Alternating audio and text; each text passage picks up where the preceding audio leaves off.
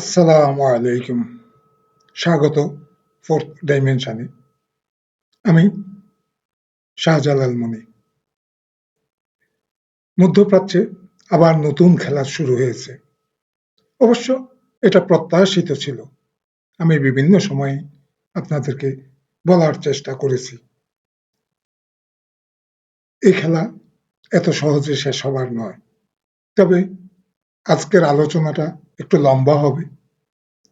তাই আমি কয়েক ধাপে, কয়েক পর্বে এটা রেকর্ড করার মনস্থ করেছি। সবগুলি পর্ব দেখার আমন্ত্রণ রইল।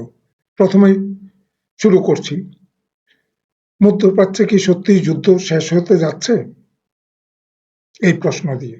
নাকি আমরা এমন একটি নতুন যুদ্ধের শুরু দেখছি, যার রূপ এখনো স্পষ্ট নয়। একদিকে যুক্তরাষ্ট্র ও ইরানের মধ্যে সমঝোতা স্মারক MOU, অন্যদিকে হরমুজ প্রণালীতে বাণিজ্যিক জাহাজে হামলা, এরপরে যুক্তরাষ্ট্রের পাল্টা বিমান হামলা। আবার একই সময়ে ওয়াশিংটনে বসে ইসরায়েল ও লেবাননের মধ্যে একটি নতুন ফ্রেমওয়ার্ক এগ্রিমেন্ট ঘোষণা করেছে মার্কিন পররাষ্ট্র মন্ত্রী মার্কো রুবিও।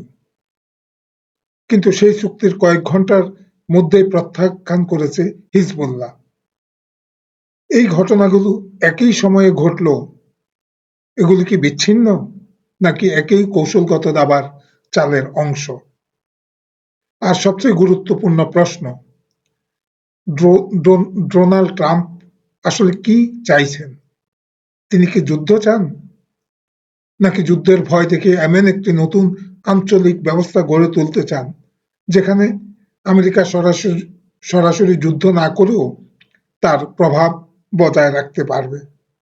আরো বড় প্রশ্ন, কেন মার্কিন ভাইস প্রেসিডেন্ট জিডি ভ্যান্স এবং পররাষ্ট্রমন্ত্রী মার্কো রুবিও একই প্রশাসনের সদস্য হয়েও মধ্যপ্রাচ্য নিয়ে ভিন্ন ধরনের বার্তা দিচ্ছেন? এটি কি কেবল দায়িত্বের পার্থক্য, নাকি রিপাবলিকান পার্টির ভবিষ্যৎ নেতৃত্বের লড়াই এখান থেকেই শুরু হয়ে গেছে? আজকের ভিডিওতে আমরা মঈদ পীরজাদার বিশ্লেষণ, আন্তর্জাতিক সংবাদ মাধ্যমের প্রতিবেদন এবং সাম্প্রতিক ঘটনাগুলো একত্র করে সেই প্রশ্নগুলোর উত্তর খুঁজব। একই প্রশাসনের দুইটি ভিন্ন কণ্ঠ। কেন? কয়েক মাস আগেও বিষয়টি এত স্পষ্ট ছিল না, কিন্তু ধীরে ধীরে CNN, পরে the new York Times, Wall Street journal এবং রয়টার্স লক্ষ্য করতে শুরু করে ট্রাম্প প্রশাসনের ভেতরে মধ্যপ্রাচ্য নীতি নিয়ে বিভিন্ন ধরনের জোর দেখা যাচ্ছে।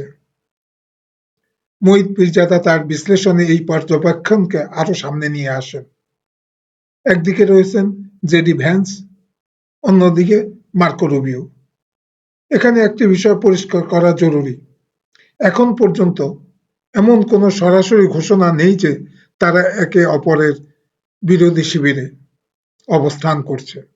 তবে বিভিন্ন বক্তব্য, অগ্রাধিকার এবং কূটনৈতিক বিশ্লেষণ করে অনেক পর্যবেক্ষক মনে করেন তাদের নীতিগত জোর এক নয়, নীতিগত অবস্থান এক নয়। জিটিবিএন কি বলছেন? শুধু সামরিক শক্তি দিয়ে মধ্যপ্রাচ্যে দীর্ঘমেয়াদী স্থিতিশীলতা নিশ্চিত করা যাবে না, সম্ভব নয়। তার বক্তব্যের সারমর্ম, আপনি মানুষ হত্যা করে নিরাপত্তা কিনতে পারবেন না। এই দৃষ্টিভঙ্গি মূলত বলে যুদ্ধ কখনো কখনো প্রয়োজন হতে পারে, কিন্তু শেষ পর্যন্ত রাজনৈতিক সমাধান ছাড়া স্থায়ী নিরাপত্তা আসে না। এ কারণেই অনেক বিশ্লেষক মনে করেন ইরানের সঙ্গে আলোচনার পথ পুরোপুরি বন্ধ করার পক্ষে জেডি ভ্যান্স নন, এবং বরং চাপ এবং কূটনীতিকে একসঙ্গে ব্যবহার করার পক্ষপাতী। মার্কো রুবিওর অবস্থান কি? এখন আসি মার্কো রুবিওর দিকে। রুবিও সম্প্রতি সপ্তাহগুলোতে একাধিক বৈঠক করেছেন মধ্যপ্রাচ্যের অংশীদারদের সাথে। ওয়াশিংটনে তিনি ইসরায়েল ও লেবাননের প্রতিনিধিদের নিয়ে একটি ফ্রেমওয়ার্ক এগ্রিমেন্ট ঘোষণা করেন এবং এটিকে শুরুমাত্র বলে বর্ণনা করেন। তার বক্তব্যে তিনি বিষয়টি বারবার উঠে আসে। প্রথমত, আমেরিকা তার আঞ্চলিক মিত্রদের নিরাপত্তা থেকে সরে যাবে না। আসলে এখানে ইঙ্গিত করছে ইসরায়েলের প্রতি। দ্বিতীয়ত, ইরানের উপর চাপ অব্যাহত থাকবে। তৃতীয়ত, শান্তি আলোচনার পাশাপাশি প্রতিরোধ সক্ষমতাও বজায় রাখতে হবে। অর্থাৎ রুবিওর কূটনীতি বিরোধিতা করছে এমনটি বলা যাবে না, বরং তিনি কূটনীতির পক্ষে, যেখানে সামরিক ও কৌশলগত চাপ আলোচনার অংশ হিসাবে থাকবে। তাহলে কি সত্যিই দ্বন্দ্ব বিরাজ করছে? এখানেই সবচেয়ে বড় বিভ্রান্তি। সোশ্যাল মিডিয়ায় অনেকেই বলেন জেডি ভ্যান্স শান্তি চান, রুবিও যুদ্ধ চান। বাস্তবতা এত সরল নয়।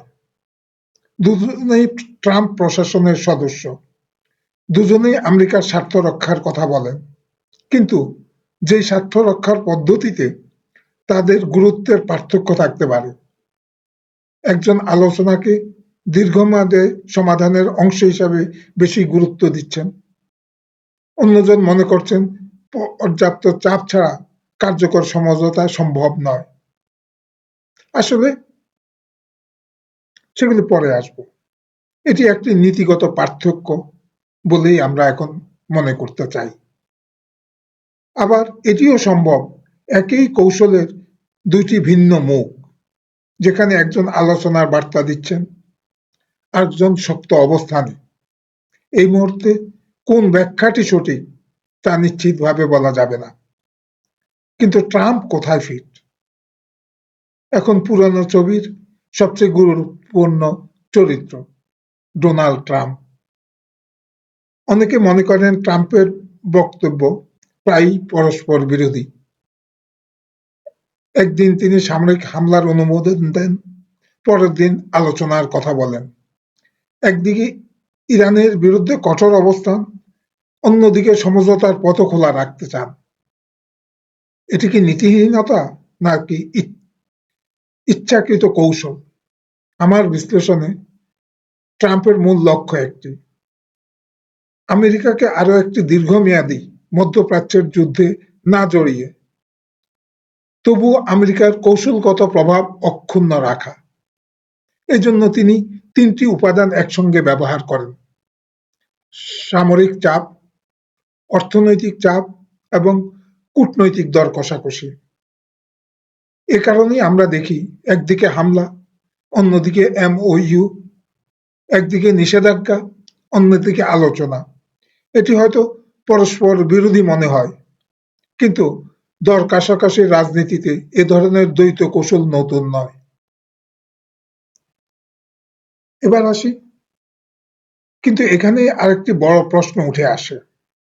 যদি ট্রাম্প সত্যিই একটি নতুন আঞ্চলিক সমঝোতা গড়ে তুলতে চান, তাহলে ইসরায়েল কি সেই পরিকল্পনার সঙ্গে পুরোপুরি একমত, নাকি নেতানিয়াহুর অগ্রাধিকার সম্পূর্ণ ভিন্ন? লেবাননের নতুন সংকট, হিজবুল্লাহ প্রত্যাখ্যান, হরমুজে উত্তেজনা এবং ইরান আমেরিকার ভঙ্গুর সমঝোতা, সব কি একই দাবার বোর্ডের চাল, নাকি নতুন এক সংঘাতের সূচনা?